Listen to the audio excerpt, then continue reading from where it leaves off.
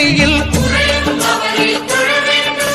சூரியன் முதலாய் 9 கிரகமும் பலவித குணங்களை கொண்டிருக்கும் எங்கள் கற்பக தருவில் அவை வரும்போது ஒன்றாய் சேர்ந்து பலனளிக்கும்.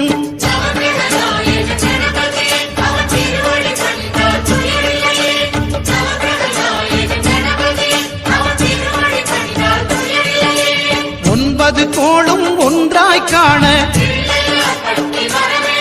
அங்கு கற்பகம் என்னும் கடவுளின் மெய்யில்